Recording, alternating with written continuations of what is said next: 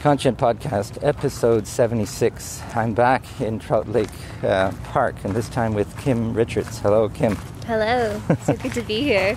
Well, we're going to do a sound walk like I did with Anjali about 6 months ago, so it's fun to go over some of the same terrain. So I just read a couple of articles of yours, and we just met, but I know you're interested in scale, and you're writing a lot about the issue of theater and climate. But before you introduce yourself, I'll just ask you the question that I've been asking others in this season about the notion of radical listening. What comes to mind when I say that? Oh, well, with radical listening, I think about all of the knowledge that is here already. So if I think of myself as someone who has been trained to undertake some upper, levels of research through my academic work. But when I think about radical listening, a lot of that is really of listening to the knowledge that is here and that has been offered already. And so what I'm finding in my own kinds of research and writing practices is that there's nothing new that I need to say.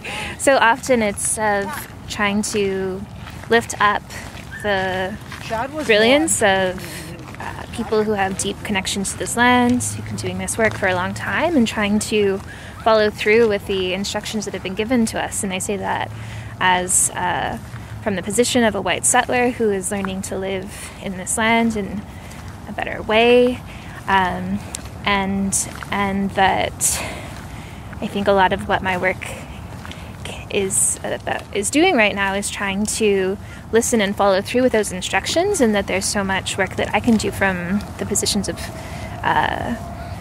privilege that I've been granted, or my access to different kinds of resources, of trying to make some movement. And so that's my initial thinking around radicalism. We'll get into it a bit more as we.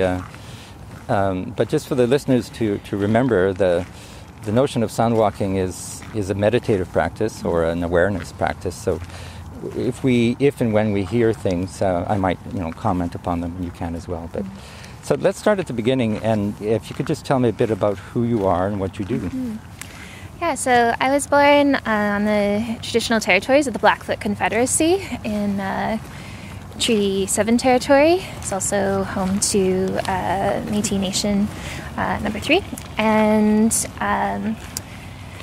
a lot of the privileges that have been afforded to me stem from being born in a place where immense extractive development, extraction of resources and knowledge has happened. And so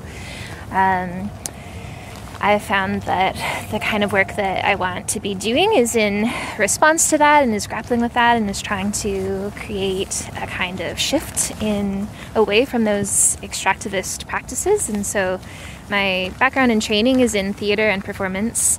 I did a PhD at Berkeley in performance studies, which is a field that expands beyond sort of just thinking about theater and more conventional spaces to a much broader range of performance practices that thinks through the lens of performance in everyday life. And for me, I use performance to look at and think through how we can transition in a just way from our existing petrocultures, from our existing energy system towards other kinds of sustainable futures. So I'm currently doing a postdoc at the University of Alberta through a group called the Transition in Energy, Culture and Society Research Network, which is part of a much larger pool of funding around future energy systems, and is thinking through the kind of cultural and social dimensions of energy transition that need to accompany kind of all of the engineering feats and technological feats as we think about the future and move away from our dependence on fossil fuels. So I'm now living in Vancouver, and really grateful to be here and building more the community with like-minded folks. Well, I'm sure that's a short version. I know you're a very accomplished academic, but I've been reading some of your writings about green theater, and I think it's interesting that you are proposing essentially a mobilization of the theater community, if not the arts community as a whole, around the climate emergency and the ecological crisis. So maybe you could talk a bit about your vision, and I'll point people to the article. And is it available publicly? It's behind a paywall, but I'm always happy to share it. Yes, it's an unfortunate thing about academic articles. We'll find a way to get people who want to read it to access it. But anyway, just tell me about some of those ideas. I'm really excited about that. Yeah, so last summer I was listening to all of the conversations happening during the pandemic about a just recovery, and thinking alongside kind of environmental justice leaders about how to galvanize the moment, the reality of COVID with, and think through how this moment is a break from everything that has happened, and how when we build back, we will be building, we already will have to be building something quite different.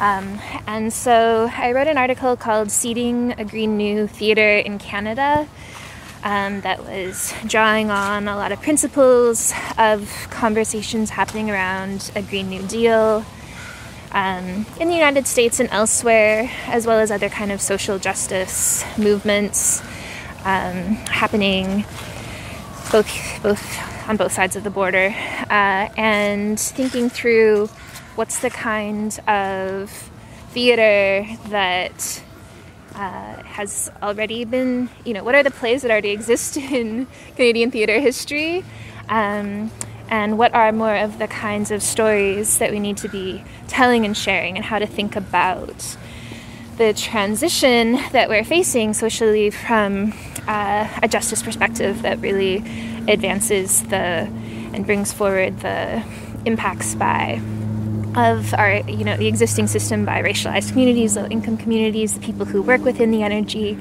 or extractive development sector. And there are a number of really quite remarkable pieces of work, many of which haven't been produced a whole lot of times, that address those issues. And so part of what I was calling for was more reading and staging and conversation around these works, and also the development of new works. And then in another part of the article, I also start to speak to kind of what the larger transformation of the sector would look like. And that's why, in part, I'm so excited to learn more and start to get involved with the work of scale. But thinking about, how do we really move forward those kind of principles of a Green New Deal or a just transition to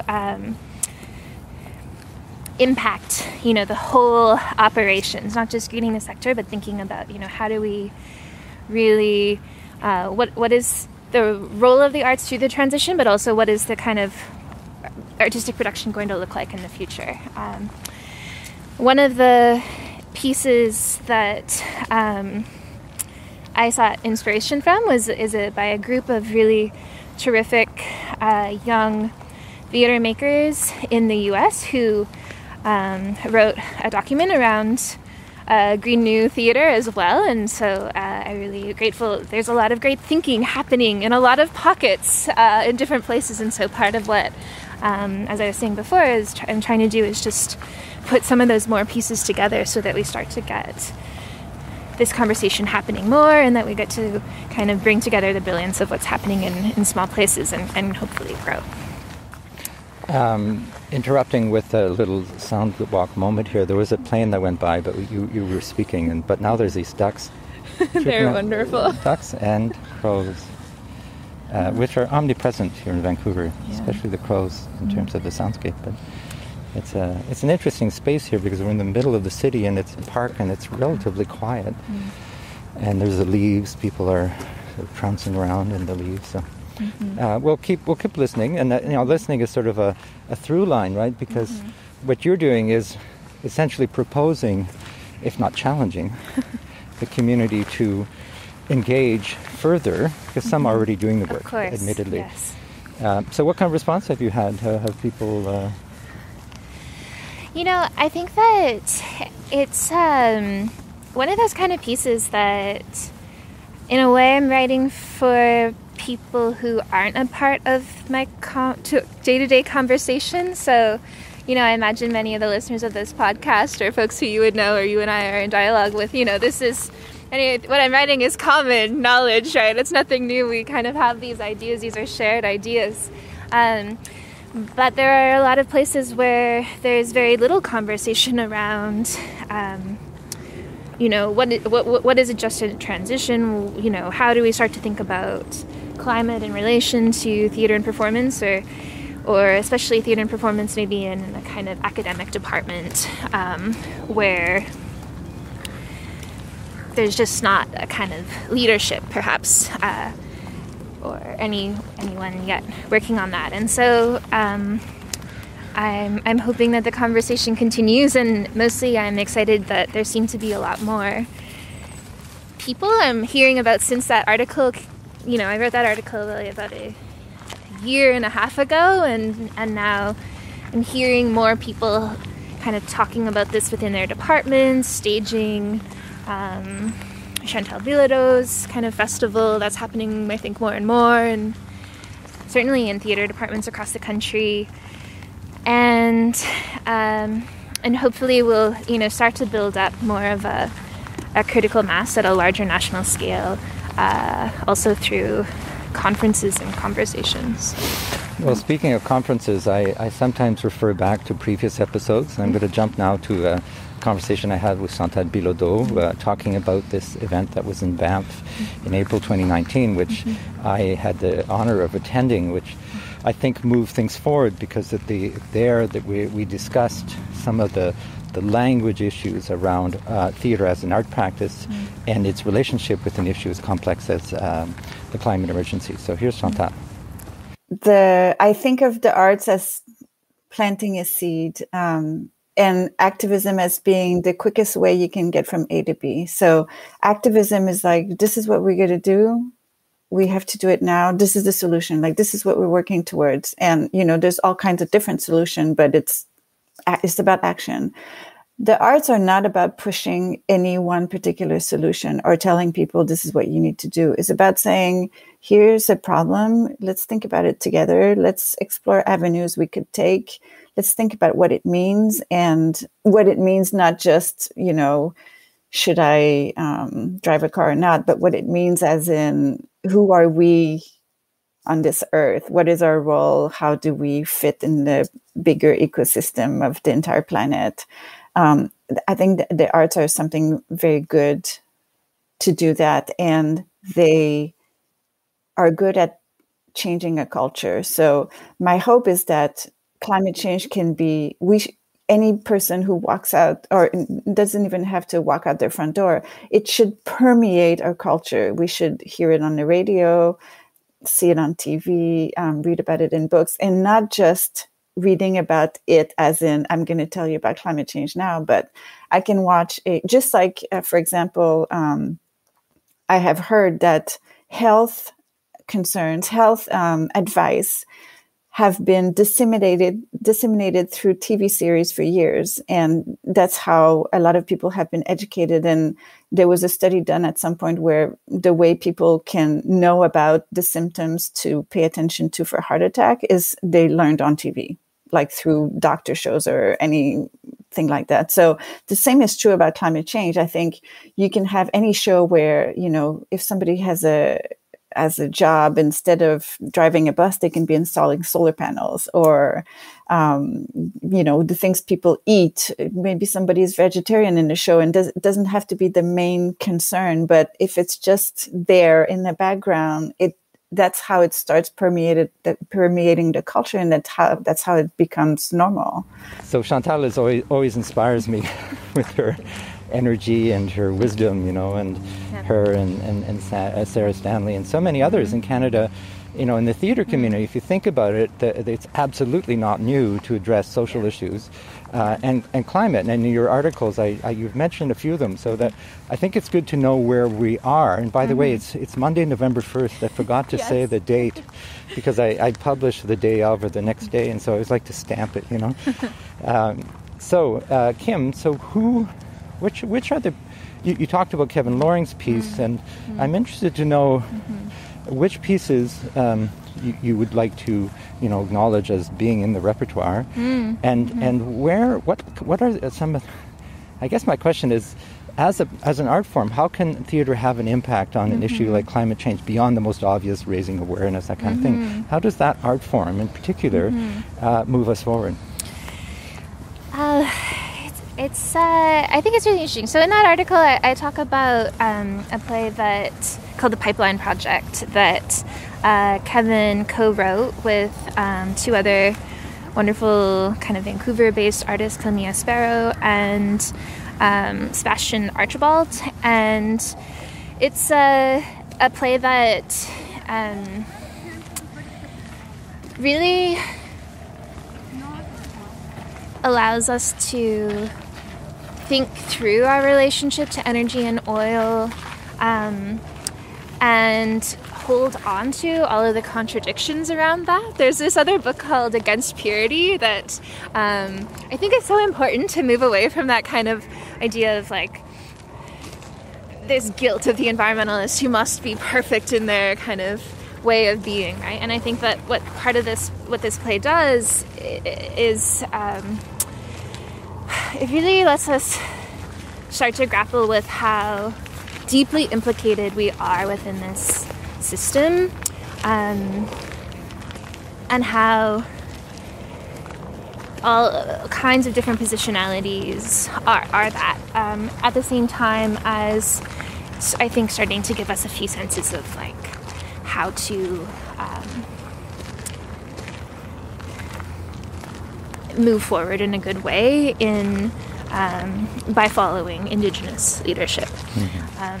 The second part of that play, the Act 2 of that play, is actually a discussion, and so it's a kind of expanded talk forward event, which I think is certainly a starting point. So when we're finally able to gather again in public spaces to use the theater. So, I do some dramaturgical work as well, and I think that like holding those spaces and having those kind of community conversations in the kind of afterlight or afterglow of the arts is really generative. And so that's, the very small and obvious thing. But I think also starting to think more creatively and experimentally about what other kinds of public engagement, dramaturgical, paratheatrical work could be done. And so I'm in conversation with Moya O'Connell, who's a MFA student and directing at UBC right now, and she's staging a production of Ella Hickson's play Oil, which is a really interesting play that follows the journey of a mother and her child across 5 different moments in oil history. And so the first scene is sort of in a Cornwall in the 1870s or something before oil emerged, and then there's scenes in the 1970s with OPEC, and then in the energy future. And so it's a fairly, but it's a 5-act play held in a theater, right? And so we're talking about augmenting that with different kinds of experiential on-the-land learning events, right? So workshops around climate grief and anxiety, maybe talking to other kinds of storytellers who are working on energy literacy, these kinds of things. So of saying, how can we create events around an event to make it, to give people opportunities to expand or engage in different ways, and also for those not to be just didactic, but more experiential or more embodied kinds of things. And with some kind of positive outlook, because it's hard to get somebody into a theater to be told something they already know, which is that there is a climate emergency and we should do something about it. Right. But if the, as you say, the work is engaging to such a point that it's transformative, or at least can lighten the burden that we carry, because we carry so much anxiety through not so much denial as it is just repression, right? We don't know how to deal with something as massive as protecting the lives of our children, right? And their children's children. It's brings me to tears. It does. I was at a documentary screening last week, and I was like, it's so hard to receive the information about the health of the Fraser River, for example. Well, I've talked to some people who have who are specialists in ecological grief and have helped me understand a path forward through acknowledgement and also, but being together, right? You're not alone. And there are solutions. You talked at the beginning of this conversation. You talked about some solutions like the Indigenous Climate Action Network here in Canada is brilliant. Yeah. They're at COP right now, proposing ideas that make so much sense, right? Don't need to reinvent the wheel, right? And don't need to get all nostalgic about this or that way. It's just good sense, and it's grounded, and it works, and it's well thought through, and we should listen and work with, learn. I talked to you before the conversation about this document Towards Braiding, and there's so many resources there that are accessible to the arts and cultural community. So what's the missing ingredient? Why isn't everybody doing this work? That's the question I ask myself. Is like, if there's really is an emergency, and there is, why aren't people more active and more and working towards? That's my question. Yeah. It's a big one and a hard one. I mean, this isn't the answer, but I have just started with a couple colleagues of mine a reading group. But we haven't even started, actually. We just have the plan to start. But about the pleasures of petroculture, because I think there's also so much fear and anxiety about what the future looks like. That's also this idea that we'll have to give up some of the comforts that we have. And so that's something I'm interested in investigating more as well. I think it's a different kind of grief and anxiety to the one that we spend more time thinking about around ecological grief, or watching, noticing the changes, solastalgia, these sorts of things. But also of not knowing what our personal futures will look like. And I think some of that is coming from a different positionality as well, maybe a kind of middle-class positionality of some kinds of privileges, but that doesn't answer the question of why isn't everyone doing, work responding to climate, but it's something I'm interested in investigating in this small way. Well, I'll play a quote now with Judy Pearl, who I interviewed just a few months ago, who talks about scale and what it's trying to do. It's a national roundtable for the arts and culture sector to mobilize around the climate emergency. So what, a few months ago, you and I and a few others were all kind of having the same realization that while there was a lot of important work and important projects happening around, at the intersection of arts and sustainability in Canada, there lacked some kind of structure to bring this work together, to align activities, to develop a national strategy, and to really, deeply, deeply question the role of arts and culture in the climate emergency, and activate the leadership of the sector in terms of the mobilization that needs to happen in wider society. Scale is really trying to become that gathering place that will engender that high-level collaboration, which hopefully will create those positive tipping points. And Scale is an example of artists talking to each other, working with activists, working with other sectors to to coordinate, and I love that. I'd like to get into that. By the way, you talked in one of your articles about the epistemology of coordination. Yeah. And that's a new concept to me, but I'll just finish with scale. The idea that when you bring people together to truly listen and talk about what needs to be done, things do happen. Now, you need resources, and Canada's a complicated country, and we're working through a lot of complex issues, but surely the arts and cultural community, if anyone can tackle the complexity, we know that's possible, right? And yet they're coming out of the COVID crisis. There's so many challenges anyway in arts and culture. So I don't know either, I'm sorry to say, exactly how we're going to move into the inevitable, which is that the climate crisis will worsen and that arts and cultural workers will be affected and they will be in a position to contribute. So maybe you can comment on that if you'd like. Yeah, I mean, I think that part of what is exciting to me about scale is also finding ways to support artists who want to do this work, or in a way of incentivizing it, right?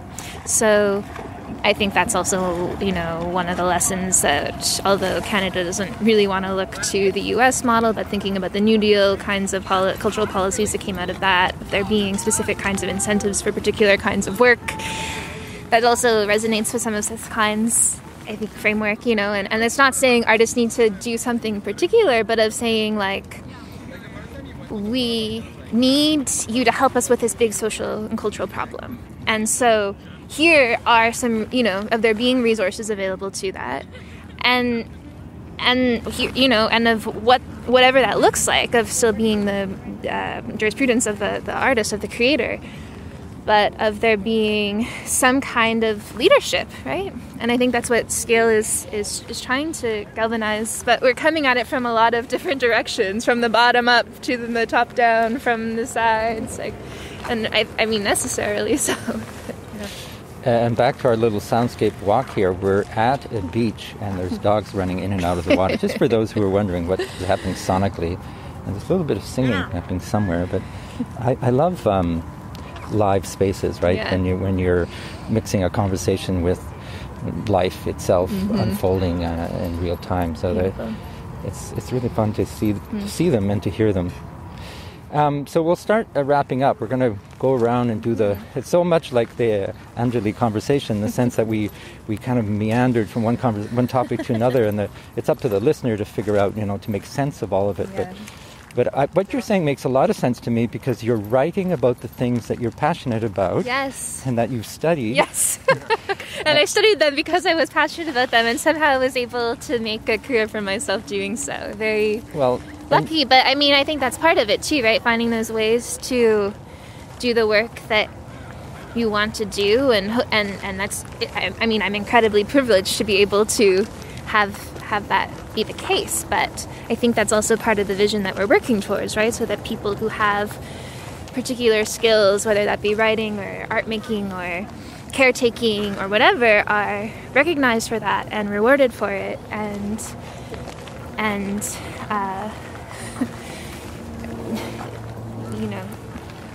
we talk more and more about needing to create those visions of the world that we want to see, right? And so I think that that's part of it too. Well, my listeners won't forgive me if I don't get back to that topic that I raised just a minute ago around the epistemology of coordination. So what's that about? Yeah, the epistemology of coordination is a really helpful framework, I think, that Potawatomi scholar Kyle Powes-White offers. And he's talking about the problem of the epistemology of crisis, and how the framework of crisis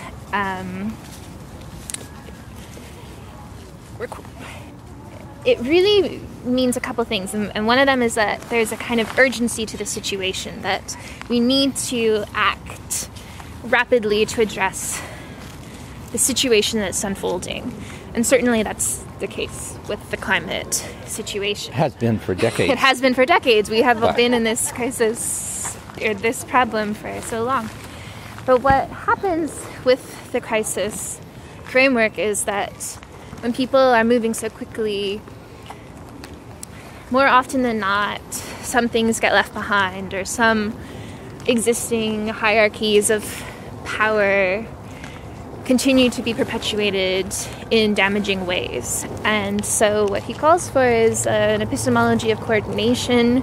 I think when he talks about coordination, he's talking about, it can be thought of as a kind of organizing framework, but it can also be thought of as like being in relation to many, many things, many different peoples, but also ecologies. And so to be working from that place, to have that as a starting place, be thinking about how do we intersect, how do we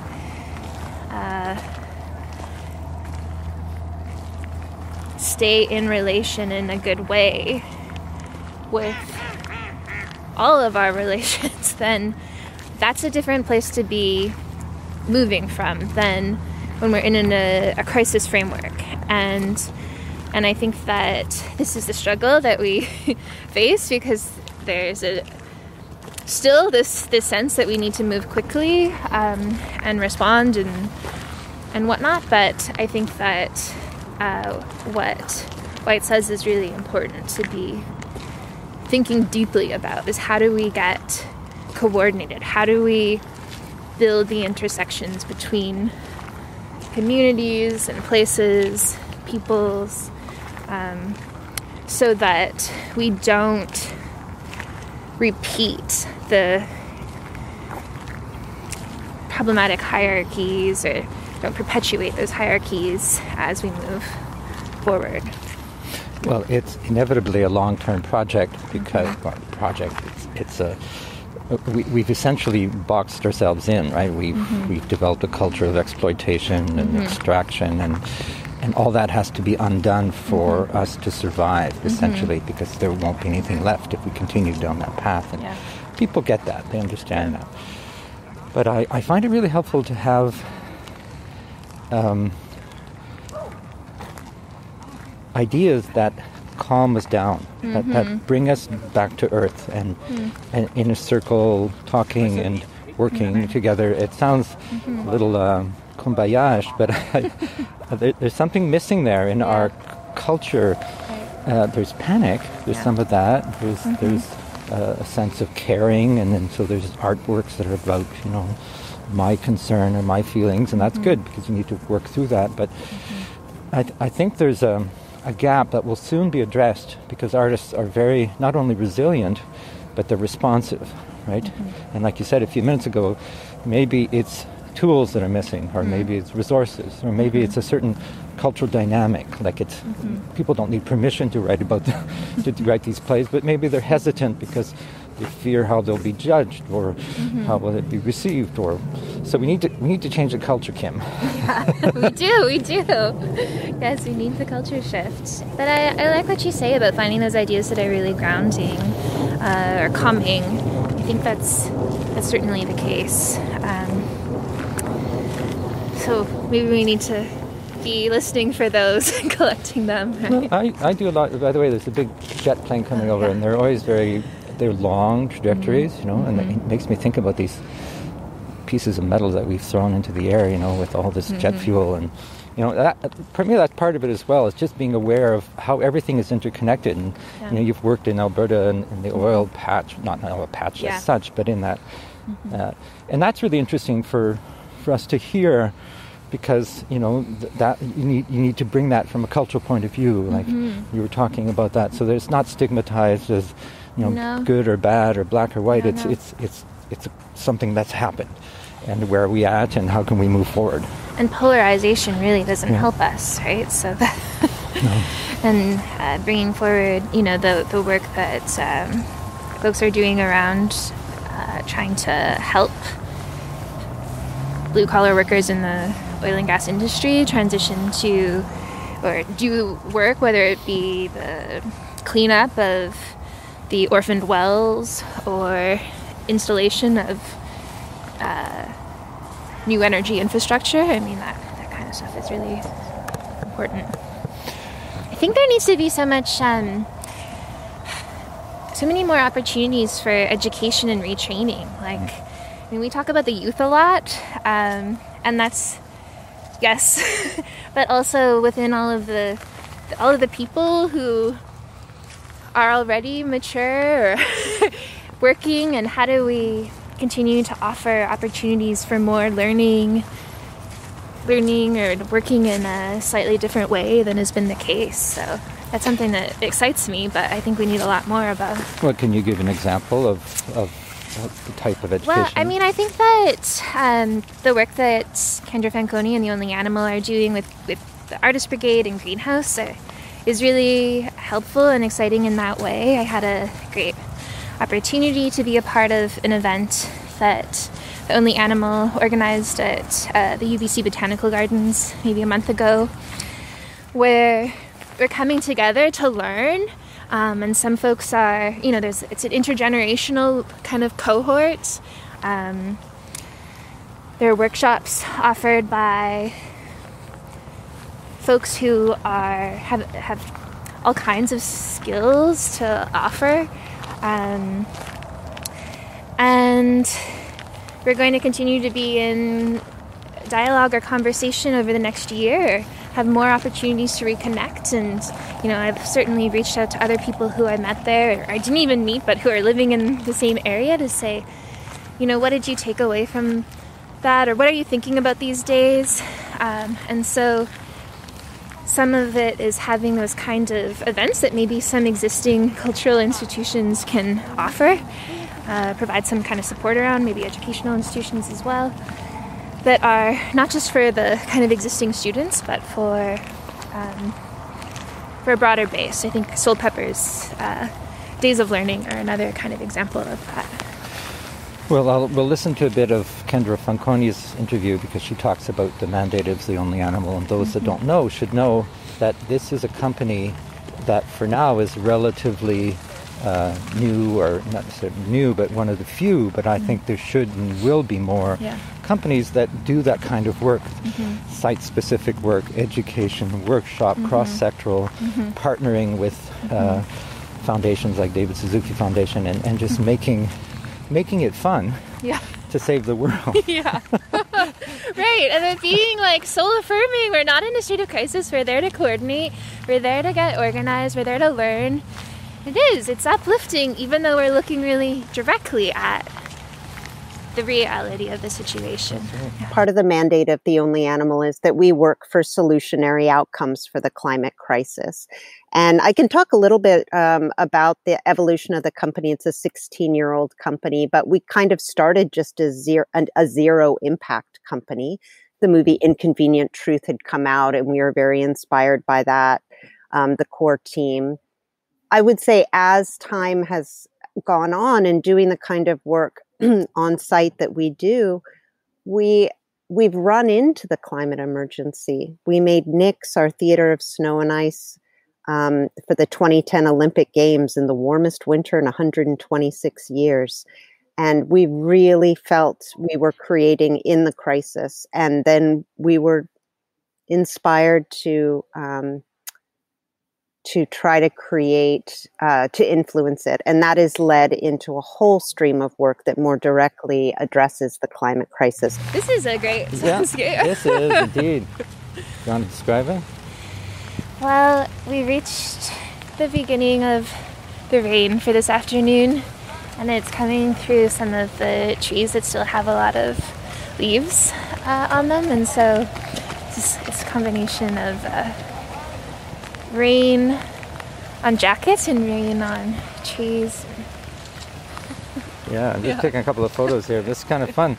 Well, it's getting cold, so we're going to wrap up here. But I wanted to give you opportunity, if there's anything that we haven't talked about, because there's so many things that you're thinking and writing about now that you'd like to share at this point. Yeah.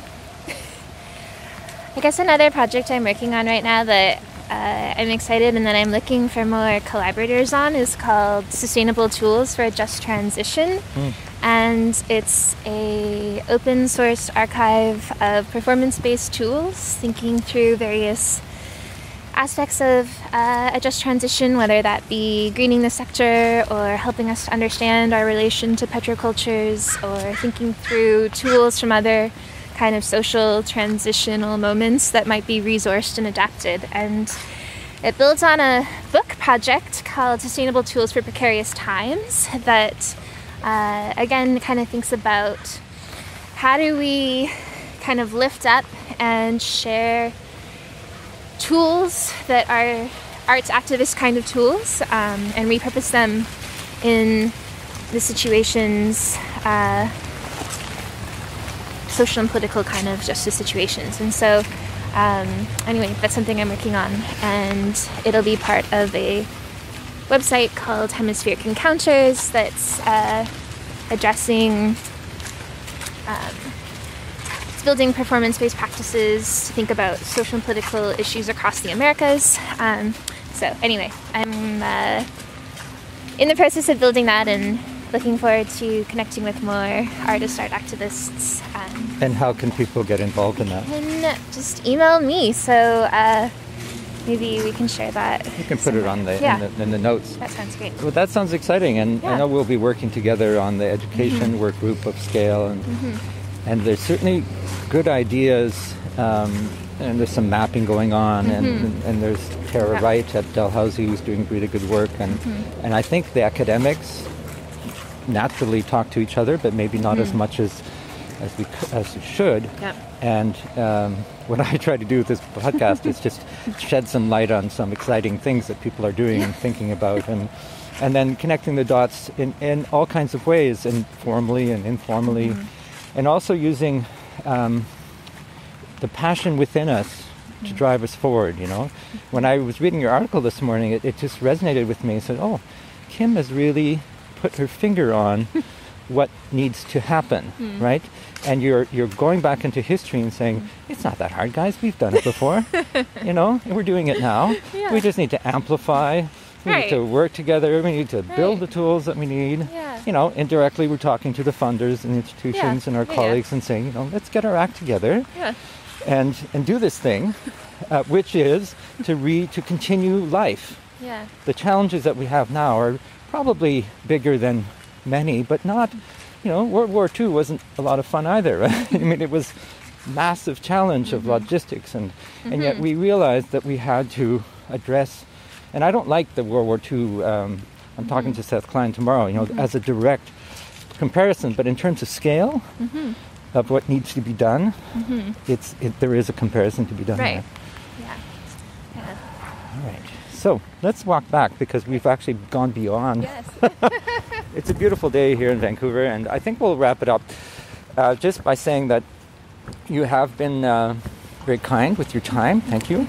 Thank you. It's really wonderful to be in conversation, and also so lifting, I think, to meet people in person who would otherwise have been connected with in Zoom and distant ways. So. Well, I have the privilege. I've here in Vancouver. There's so many people working, and some of them are not well known, and I'll do what I can to help make them a bit better known. But I think that the moment has come for us to use every tool that we have without panic, but with urgency. To change the culture, what we talked about a few minutes ago. And it's not like the culture is wrong, it's just it has to be tuned to this moment. Right. The moment being not only the climate emergency, not only the ecological crisis, but the way that we have lived and the way that we want to live. I think that's what's on the table, and artists can play a really, really powerful role in making that happen. Thanks.